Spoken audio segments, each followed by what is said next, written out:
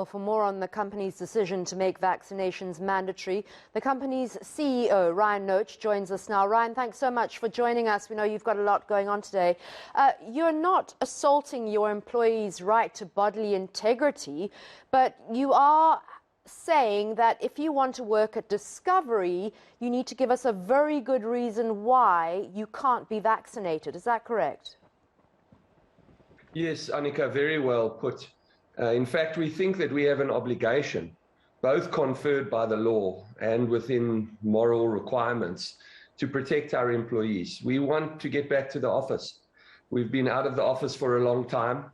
We'll always have some hybrid working environment, but we want people back in the office connected with a sense of belonging. And in order to do that safely, we must protect our employees, and the best way to protect them is ensure they're all vaccinated.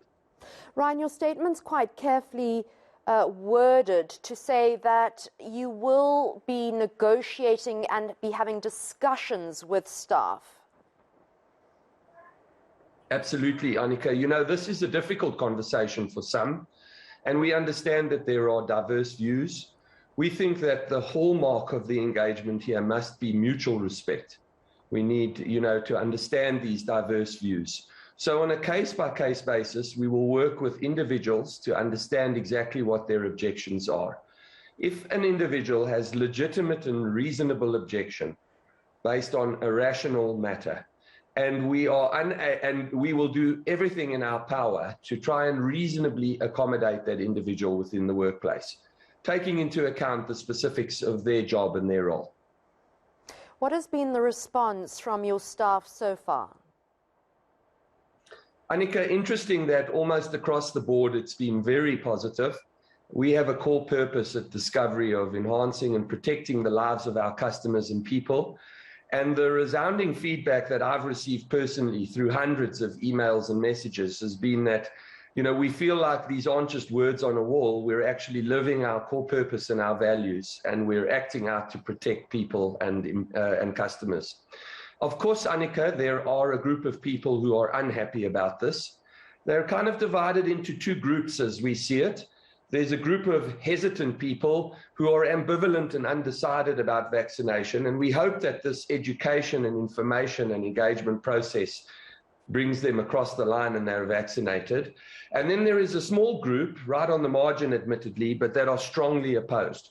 I would be dishonest to say that that didn't exist. Interesting for staff working at a health group. What are some of their hesitancy issues and then just plain objections? What are some of the reasons surrounding that? The hesitancy issues are mostly based on misinformation and misunderstanding, Annika, which is very sad. It seems that people do extensive research in laboratories, run massive clinical trials. We're sitting on data of 1.6 million vaccinations in our member base, and the clinical information is unequivocal that it is safe and effective to be vaccinated. Yet, people tend to do research on Google. The more you research vaccine myths, the more those vaccine myths are presented to you by those search algorithms.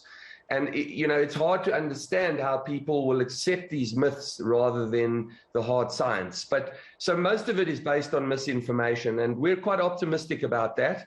We think we can provide the facts, provide the data to a very rational employee base, and hopefully they will accept that. And I think what makes it really powerful is we're not talking about exclusively data coming out of other places in the world.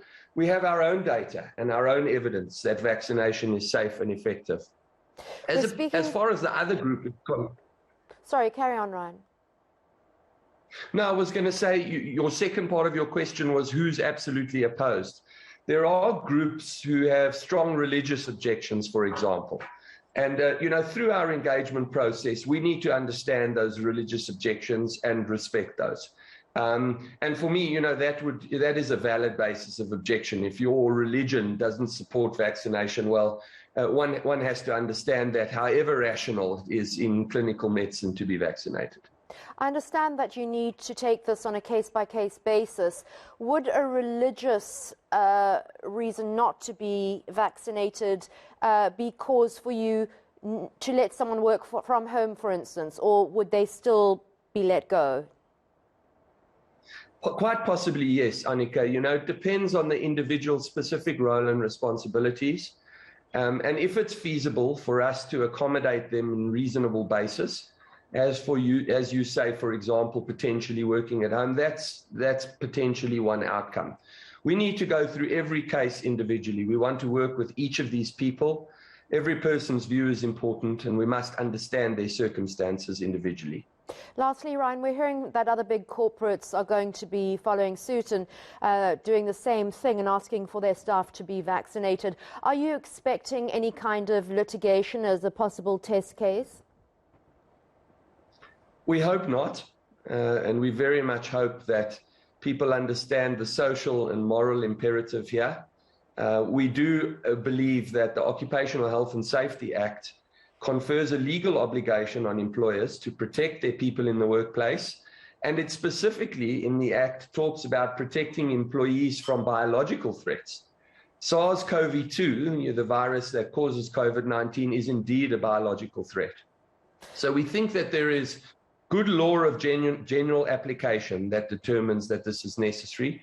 I've been contacted by multiple CEOs of very large businesses, some listed and some unlisted, in the last few hours since we made this announcement, and many companies are considering the same.